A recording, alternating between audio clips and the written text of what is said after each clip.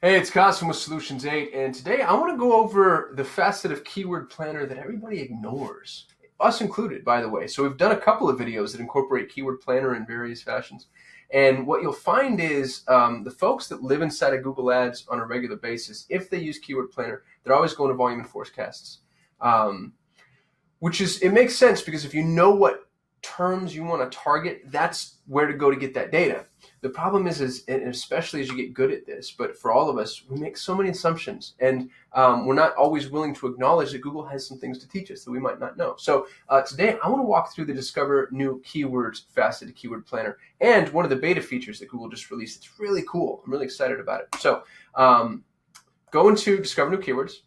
And there's a couple of ways to do this. You can start with keywords or start with the website. We're going to start with keywords first. And I'm going to choose something that's going to give us a little bit of meat on the bones. Let's say small business loans. So we've got some clients in the lending space. And what you'll notice is these terms are very expansive because there's different ways that people search for this product. And there's a good trillion manifestations of it. So if you scroll down here, you'll be able to see what people are searching for in the associated volumes, and then of course the costs, which is great. That's what you'd expect to see from Keyword Planner. But what I'm really looking for is growth opportunities, improvement opportunities, things that I wouldn't necessarily have identified on the outset, especially for a space that's this competitive. If I can find smaller terms, long tail key phrases, lower competition in certain instances, then this gives me the opportunity to kind of comb through there and get a sense as to what's available and what's not. And then the other thing that it does too is it gives you a predictive sense as to what your negative keywords might need to be. So, for instance, if you're not doing microloans and you notice like, gosh, there's actually a fair degree of monthly searches for microloans, and I am bidding on SBA loans, and if I'm using broad match modified, honestly, with Google's exact match now, that might even still show up. Google's exact match, in case you don't know, is not really exact match. They're getting very aggressive in their expansion. But let's take it easy on Google and just say that, I see microloan here. It never even occurred to me that this would show up. I'm going to add that as a negative keyword.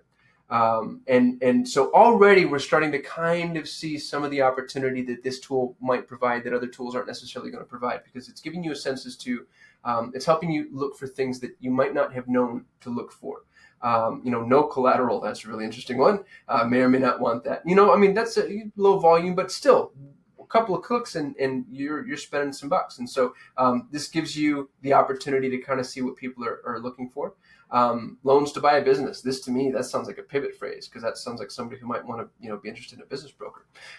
So that's, pretty self-explanatory, nothing different than a normal keyword planner, outside of just we're sort of reverse engineering the process, and Google's giving you more examples of keywords that might be relevant. What I wanted to show you was, check this out, this refined keywords beta tool. This selection of menus changes depending on what's available and accessible. It's based off of the terms that you search for. The first thing, and one of the things that I think is most important, maybe super cool, is it's showing you branded and non-branded key phrases. So you can see there's 14 brands here that Google's identified that may or may not be relevant. And you might say, you know what, I know US Bank, we go up to against them head to head. They're a really good competitor. Wells Fargo, though, offers products we don't offer. We really don't want to be in front of them. So I'm going to remove them from the branded phrases. And you might decide like, hey, I don't want to go after bank brands at all. So let's remove all the bank brands. Let's remove all the company brands. Let's remove all the general brands. So now I'm just looking at generic search terms, which is going to assist, I think, in combing through some of these keywords. This hasn't always been accessible, by the way. I used to have to export stuff, and then I'd find the keywords that I wanted to exclude, and I would use spreadsheets, like an old fart. Products. This is, I think, really cool. Again, just from an expansive, like term loans, that might not have been something that we thought of, and now it gives us the opportunity to build different ad groups for different things. And you'll see small business loan. Here we go. That's a little bit better. VA loan, commercial loan, government loan. Again, it's kind of helping you now get a sense as to what your ad group could be, or what your ad group breakdown or setup could be. And then the other piece that I wanted to offer that I think is really cool is you can filter by your domain name. So let's go find somebody who does small business loans real quick. Small business loans.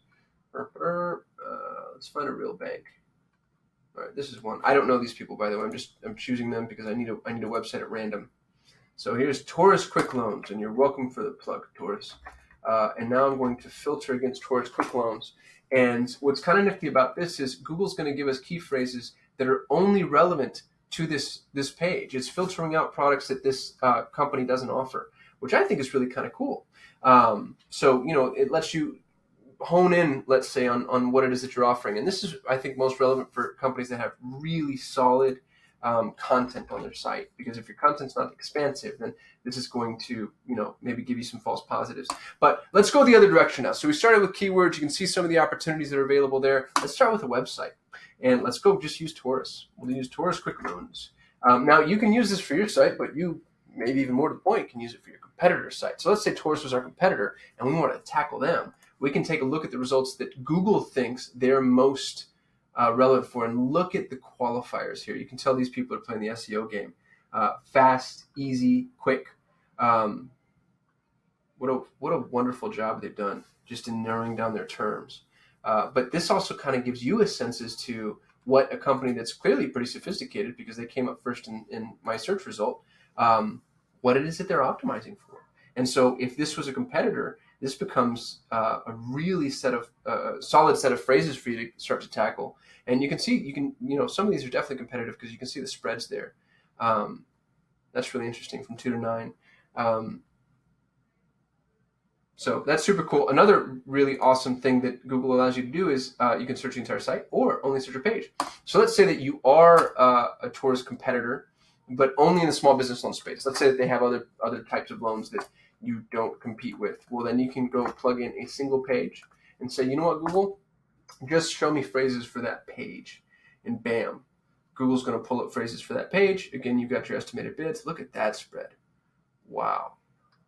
That's really interesting. Anytime I see a spread like this, I know that there's disparity in that market, and there's probably a little bit of room for us to go and wedge ourselves in there. There's a couple of them like that, from 3 to 18 down here, fast business loans. That's really cool. So again, here's terms that relate specifically to that page. So if you have a competitor that you want to tackle, or if you're just trying to get more, ideas and want to approach your keyword research using some of Google's tools, this is a great option for you. And again, we don't use it often enough. I don't use it often enough. So there's a fair degree of hypocrisy here. One thing I'll point out is, last time I tried anyway, the refined keywords isn't available for the URL specific search, which kind of sucks, to be honest with you, because I can see where it would apply in a couple of instances, but Google's just not loaded that down for us. So, as with the normal keyword planner, if you haven't taken our other or seen our other video on that, it might be worth doing, because the other best practices apply. You can, change your date range if you want to change your date range, which I actually, caution you against doing anything less than the last 12 months, unless you're one of those, hyper efficient businesses that likes to go with things that might not necessarily be evergreen. I'll say softly. Modified search network, which I don't know that we would necessarily do, to be honest with you. I'm a big fan of Google Search Partners, but I don't trust their data.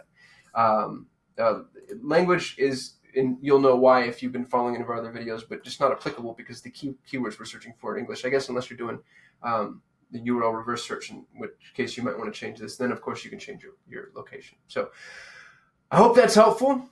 If you have questions or ideas for me, hit me in the comments. I read every comment personally. I respond to all of them personally. Would love to chat. I'm so lonely. If you like what I'm saying, give me a thumbs up. And please subscribe, because we shoot a video every day, and we're trying to bring epic amounts of value to you and your friends and family and loved ones. So share this video if you think somebody else will benefit from it. If you do subscribe and you click that little bell, you'll get a notification every time we post a video. And if I get to 1,000 subscribers, that means I get to start going live, which will be tons of fun for all of us, but mostly me. Thank you for watching. Appreciate it as always, and I'm going to see you in the next video.